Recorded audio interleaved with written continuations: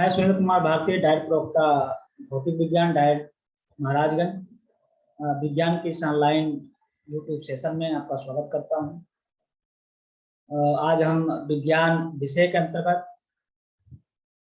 खनिज टॉपिक पर चर्चा करेंगे और एक समझ विकसित करने की कोशिश करेंगे कि खनिज क्या है, खनिज से किस प्रकार धातु प्राप्त की जाती है, धातु और खनिज में क्या अंतर है, इस पर हम चर्चा करेंगे विस्तृत। आइए हम आगे बढ़ते हैं और इस पर चर्चा स्टार्ट करते हैं। जब खनिज का नाम सुनते हैं तो हमारे जहन में एक सवाल आता है कि आखिर खनिज होता है क्या। तो हम इस चीज को स्पष्ट कर रहे हैं कि खनिज वो यौगिक हैं जो पृथ्वी के भूगर्भ से पाए जाते हैं, अर्थात वो यौगिक जो पृथ्वी के भूगर्भ से प्राप्त करते हैं उनको हम खनिज कहते हैं, अर्थात जो खानों से प्राप्त होते हैं। तो खानों से प्राप्त होने वाले यौगिक खनिज के नाम से जाने जाते हैं, और जो बाहर यौगिक प्राप्त होते हैं जो खानों से नहीं प्राप्त होते उनको हम खनिज नहीं कहते। दूसरे शब्दों में कहें तो खनिज एक ऐसा भौतिक पदार्थ है जो जमीन के अंदर खुदाई करने से प्राप्त होता है। जाहिर सी बात है कि खाने पृथ्वी के अंदर ही पाई जाती हैं और उन्हीं खानों से खनिजों की प्राप्ति होती है। कुछ खनिजों को हम जानते भी हैं, जैसे लोहा, अयस्क, कोयला, बॉक्साइट, नमक, जस्ता, चूना इत्यादि। ये सारे खनिज हैं और ये सारे खनिज पृथ्वी के भूगर्भ से ही प्राप्त होते हैं। अगर हम खनिज शब्द की व्याख्या करें तो खनिज शब्द दो शब्दों से मिलकर बना है, खनि और जौ। और खनिज से ही स्पष्ट है, खनि का मतलब होता है खान और जौ का अर्थ होता है उत्पन्न, अर्थात जो खान से उत्पन्न होता है उसको हम खनिज कहते हैं।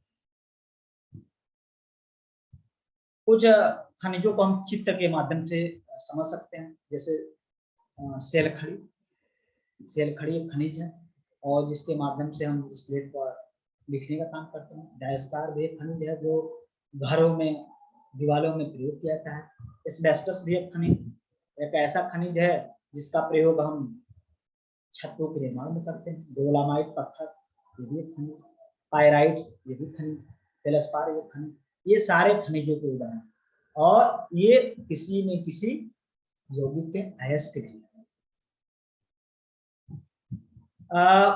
खनिज हमारे लिए बहुत महत्वपूर्ण होते हैं क्योंकि हम जानते हैं कि आधुनिक युग कल कारखानों के युग है और कल कारखानों में खनिजों का प्रयोग किया जाता है, धातुओं का प्रयोग किया जाता है और इससे हमारी आवश्यकता के अनुरूप चीजों का निर्माण किया जाता है। कारखानों में लगी मशीनें, पानी पर तैरने वाले विशाल जहाज, ऊंची इमारतें विभिन्न प्रकार की धातुओं से बनी है। और धातु कहाँ से प्राप्त होती है? खनिजों से प्राप्त होती है। ये सब खनिजों की देन है। तो किसी भी देश के औद्योगिक विकास की बात की जाए तो किसी भी देश के औद्योगिक विकास में खनिजों का महत्वपूर्ण स्थान है। बिना खनिज, अगर कोई देश खनिजों से परिपूर्ण नहीं है, खनिज संसाधन से परिपूर्ण नहीं है, तो उस देश का औद्योगिक विकास, या एक तरह से कहा जाए कि उस देश का संपूर्ण विकास होना संभव नहीं है। खनिजों की प्रकार की बात की जाए तो खनिज मुख्यतः 3 प्रकार के होते हैं। कौन कौन से? धात्विक खनिज, अधात्विक खनिज और बहुमूल्य खनिज। अगर हम धात्विक खनिज की बात की जाए तो धात्विक खनिज को भी हम 3 श्रेणियों में बांटते हैं: लौह धातु, अलौह धातु और बहुमूल्य खनिज।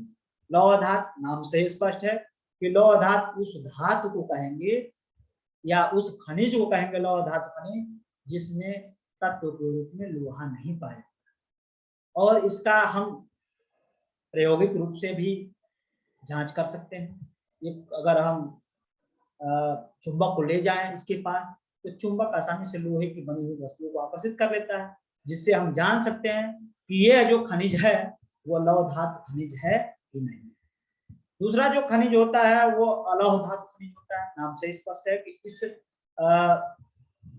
जो धातु होगा, ये जो खनिज होगा, इसमें लोहा तत्व के रूप में नहीं होता है और इसका भी हम प्रयोग के माध्यम से जांच कर सकते हैं। चुंबक के माध्यम से चुंबक को पास में ले जाते हैं तो चुंबक उसको आकर्षित नहीं करता। अब आता है तीसरा जो खनिज, वो होता है बहुमूल्य खनिज। बहुमूल्य खनिज जैसे सोना, चांदी, प्लैटिनम आदि, यह बहुमूल्य खनिज की श्रेणी में आते हैं, क्योंकि इनका जो वैल्यू होता है बहुत अधिक होता है, इसलिए इनको हम बहुमूल्य खनिज कहते हैं। अब जो दूसरा खनिज है उसको हम कहते हैं अधात्विक खनिज। भाई नाम से स्पष्ट है कि ये ऐसे खनिज है जो पृथ्वी के भूगर्भ से प्राप्त किए जाते हैं, जिसमें धातु नहीं पाई जाती हैं, और इसीलिए इन खनिजों को हम अधात्विक खनिज कहते हैं। जैसे अभ्रक हुआ, जिसका प्रयोग बिजली के सामान बनाने में किया जाता है। लवण हुआ, जिसका प्रयोग खेती बाड़ी में या शरीर के लिए। पोटाश हुआ, सल्फर हुआ, ग्रेनाइट हुआ। माइक्रोन्यूट्रिएंट है, जिसका प्रयोग कृषि में किया जाता है। ग्रेनाइट हुआ, जिसका प्रयोग घरों में किया जाता है। चूना पत्थर हुआ, जिसका प्रयोग घरों में किया। संगमरमर, गलुआ पत्थर, ये सारे जो है अधात्विक खनिज। जो तीसरा खनिज होता है जिसको हम ऊर्जा खनिज, ऊर्जा खनिज वो खनिज होते हैं जिससे हम ऊर्जा प्राप्त करते हैं। ऐसे खनिज है पृथ्वी के भूगर्भ से, ऐसे भी खनिज प्राप्त किए जाते हैं जिसको खोज कर निकालते हैं और जिसका प्रयोग हम ऊर्जा प्राप्त करने के लिए करते हैं। जैसे कोयला हुआ, कोयला हम पृथ्वी के अंदर से निकालते हैं और उसका प्रयोग, उसको जलाकर ऊर्जा प्राप्त करते हैं। पेट्रोलियम हुआ, पेट्रोलियम में डीजल भी हुआ, पेट्रोलियम के अंतर्गत आता है। पेट्रोल भी पेट्रोलियम का, प्राकृतिक गैस भी इसके अंतर्गत आता है, प्राकृतिक। तो ये ऐसे धात्विक खनिज हैं या ऐसे मतलब ऊर्जा खनिज है, धात्विक खनिज के अंतर्गत ही आएंगे कि जिसके माध्यम से हम ऊर्जा प्राप्त करते हैं। और प्राकृतिक गैस, ये भी ऊर्जा खनिज है जिसके माध्यम से भी हम ऊर्जा प्राप्त करते हैं। घरों में जो एलपीजी का यूज होता है वह भी ऊर्जा खनिज है, और उसको भी हम पृथ्वी के भूगर्भ से प्राप्त करते हैं।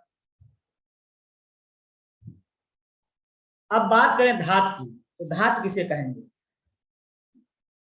भाई वहां भी धातु का प्रयोग हो रहा है, और धातु खनिज, तो खनिज कहेंगे, तो धातु किसे कहेंगे?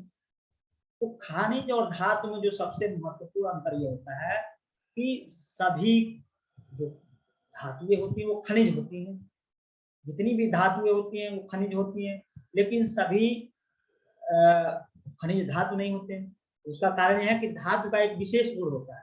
क्या होता है कि धातु प्राय उन तत्वों को कहा जाता है जो समान रासायनिक अभिक्रियाओं के दौरान अपने परमाणु से एक या एक से अधिक इलेक्ट्रॉन त्याग कर धनायन बनने की प्रवृत्ति रखते हैं। अर्थात जो एक इलेक्ट्रॉन त्याग करने के बाद प्लस, मतलब उस पर प्लस चार्ज उत्पन्न हो जाता हो, और जिसके कारण वो धनायन बनने की प्रवृत्ति उसमें उत्पन्न हो और वो संतुलित अवस्था में आ जाए। तो जो धातुएं होती हैं वो हमेशा एक इलेक्ट्रॉन त्याग कर धनायन बनने की प्रवृत्ति रखती हैं, और इसी कारण ऐसे ही तत्वों को हम धातु की श्रेणी बनाते हैं। तो इसका अर्थ यह है कि धातुएं जो होती हैं वह धन विद्युतीय तत्व होती है, जैसे लोहा, तांबा, चांदी, ये सब क्या होती हैं? ये जैसे लोहा को हम Fe से डिनोट करते हैं, Fe प्लस प्लस होता है, धनायन बनने की प्रवृत्ति रखता है। Cu प्लस, कापर को Cu से डिनोट करते हैं, सोना को Au, सिल्वर को Ag, ये सब में प्लस प्लस जो है वो दो दो इलेक्ट्रॉन त्याग करके और दो दो होल वहां क्रिएट हुए रहते हैं, और ये धनायन की प्रवृत्ति को शो करते हैं। यहाँ कुछ धातुओं का उदाहरण हम दे सकते हैं, जैसे एल्यूमिनियम हुआ, फेब्रो हुआ, एक्रो हुआ, ब्रॉन्ज हुआ, ये सब धातुओं के उदाहरण हैं जिसको हम चित्र के माध्यम से देख सकते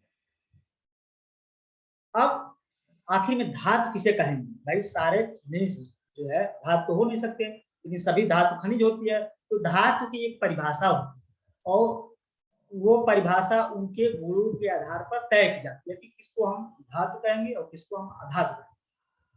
तो धातुओं का जो गुण होता है, जो पहला गुण होता है, ये होता है कि धातुएं विद्युत और ऊष्मा के सुचालक होते हैं, और विद्युत और ऊष्मा के सुचालक होने के कारण भी इसका प्रयोग घरों में भी होता है। जैसे विद्युत धारा प्रवाहित करने के लिए होता है। घरों में जो वायरिंग होती है उसमें जो तार लगे होते हैं वो धातु से ही बने होते हैं। तो धातु विद्युत और ऊष्मा के सुचालक होती है, अर्थात धातु को गर्म किया जाए तो उसमें वो आसानी से गर्म हो जाती है, और उसमें अगर विद्युत धारा प्रवाहित की जाए तो उसमें आसानी से विद्युत धारा प्रवाहित हो जाती है। तो इसलिए धातुएं, मतलब धातुएं गर्म करने पर या विद्युत धारा प्रवाहित करने पर आवेशित हो जाती है, चार्जेबल हो जाती है। जो दूसरा गुण होता है वो होता है धातु तन्यता का गुण। अर्थात धातु तन्यता मतलब तान्य से अर्थ है कि धातुओं को अगर हम गर्म करके उसको किसी चीज से खींचे, यहाँ से ही खींचे या किसी चीज से पकड़ के खींचे, तो धातुएं तनती चली जाती हैं और ये तार जितना पतला खींचे उतना पतला होते चले, तार के रूप में हमको दिखाई देगा। तो धातुओं में तन्यता का गुण होता है। तीसरा जो गुण होता है धातुओं में ये होता है कि अगर धातुओं को हम हथौड़े से पीटे तो वो टूटती नहीं है, अर्थात आघात वर्जनता का गुण होता है। अर्थात जैसे जैसे हम धातुओं को पीटते हैं उनका पृष्ठ क्षेत्रफल बढ़ता चला जाता है। चौथा जो गुण होता है धातुओं में, उसमें विशेष प्रकार की चमक होती है जिसको हम धात्विक चमक कहते हैं, और इसी आघात वर्धकता धात्विक चमक के कारण ही सोना और चांदी जैसे धातुओं का प्रयोग आभूषणों के रूप में किया जाता है और जिसका जो वैल्यू होता है, मूल्य होता है, वो बहुत अधिक होता है। पांचवा जो गुण धातुओं को है धनायन बनने की प्रवृत्ति, अर्थात धातु एक इलेक्ट्रॉन त्याग करने के बाद वो बैलेंस अवस्था में आ जाती है, अर्थात उस पर एक प्लस चार्ज या एक से अधिक इलेक्ट्रॉन त्याग करने, 2 प्लस चार्ज 3 प्लस तो बन जाते हैं।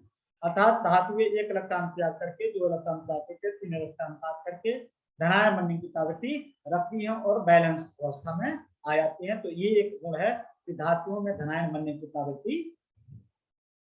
कुछ धातुओं का उदाहरण के रूप में हम देख सकते हैं, जैसे कॉपर हुआ, आयरन हुआ, मरकरी हुआ, सोना हुआ, चांदी हुआ, सोडियम, ये धातुएं हैं और इनमें ये गुण होता है कि इसमें आघात वर्धनता का गुण होता है, इसमें तन्यता का गुण होता है, इसमें ऊष्मा की सुचालक होती है और ये ऐसी धातुएं होती है जिसमें धनायन बनने की प्रवृत्ति।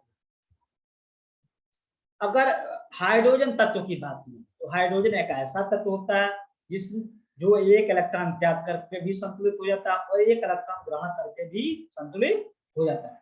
तो इसमें धनायन और ऋणायन दोनों बनने की प्रवृत्ति होती है और इसमें धातुओं के अन्य गुण नहीं पाए जाते। इसमें धनायन बनने की प्रवृत्ति तो होती है लेकिन धातुओं के अन्य गुण जैसे आघात वर्धनता का गुण, तन्यता का गुण, ऊष्मा सुचालकता का गुण, ये अन्य जो गुण होते हैं वो नहीं पाए जाते हैं और इसलिए हाइड्रोजन को हम धातु की श्रेणी में नहीं रखते। तो हाइड्रोजन धातु की श्रेणी में नहीं आता है। अगर बात कहीं आती है कि हाइड्रोजन धातु है कि नहीं है तो हम कहेंगे कि हाइड्रोजन धातु नहीं है, जबकि इसमें धनायन बनने की प्रवृत्ति होती है, लेकिन धातु के अन्य गुण जैसे आघात वर्धनता, तन्यता, इस सुचालकता, ये सारे गुण उसमें नहीं पाए जाते हैं, इसलिए हम इसको धातु नहीं कह सकते।